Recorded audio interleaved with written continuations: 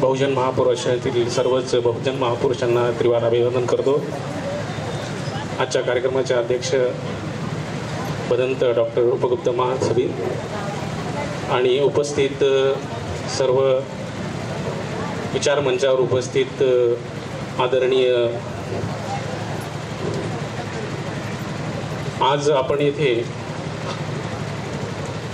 महाबोधी विहाराच्या मुक्ती आंदोलन करण्यासाठी जमलेलो आहोत। आजचे एक दिवसीय धरणे आंदोलन हे आजच्यासाठीच मर्यादित नसून येणाऱ्या भविष्य काळामध्ये सुद्धा अशा पद्धतीचे आंदोलने आपण करणार आहोत। या अनुषंगाने इथे बोलत असताना अनेक मान्यवरांनी आपल्या विचारातून माहिती आपल्यापर्यंत पोहोचलेली आहे की आपण हे आंदोलन मुळातच ब्राह्मणवादी विचारसरणीच्या लोकांपासून मुक्त करून ते बौद्ध विचारांच्या लोकांपर्यंत कसं येईल, लोकांच्या हातामध्ये कसं येईल, त्यासाठी आपण हे आंदोलन करत आहोत। या सगळ्या ठिकाणी उल्लेख करत असताना बौद्ध अनुयायी एक गोष्ट मुळात आपण लक्षात घेतली पाहिजे की भारत देशामध्ये एक वैचारिक संघर्ष गेल्या अनेक वर्षापासून घडत आहे। तो वैचारिक संघर्ष क्रांती आणि प्रतिक्रांती, डॉक्टर बाबासाहेब आंबेडकरांनी सांगितल्याप्रमाणे की भारताचा इतिहास दुसरं तिसरं काही नसून ब्राह्मणवाद आणि बौद्धवाद यातील एक मोठा संघर्ष आहे।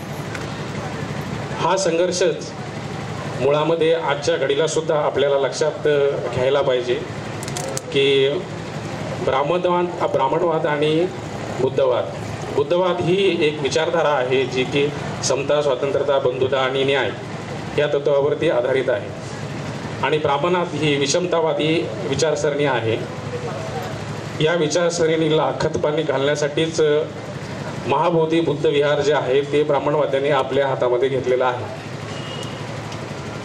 तर मग आपल्याला डॉक्टर बाबासाहेब आंबेडकरांनी आणि तत्सम महापुरुष जे समता, स्वातंत्र्य, बंधुता आणि न्याय या विचारांना अनुसरतात आणि ते विचार समाजामध्ये राबवण्याचा आटोकाट त्यांनी आपले आयुष्यभर पूर्ण प्रयत्न केला।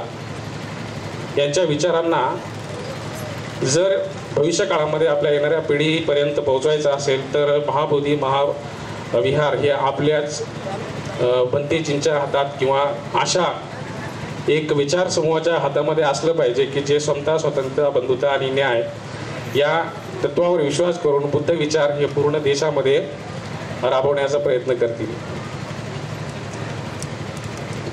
महाबुद्ध विहाराचे हे आंदोलन हे विहारापुरतं मर्यादित नसून जो ॲक्ट आहे तो ॲक्ट परत मागे घेऊन तो ॲक्ट रद्द करून हे बुद्ध विहार जे आहे ते ट्रस्टच्या माध्यमातून आपल्याच लोकांच्या हातामध्ये देण्यात यावं, यासाठी या आंदोलनासाठी आपण इथे जमलेलो असताना अनेक वेगवेगळ्या अनुषंगाने आपण हा विषय ऐकलेला आहे।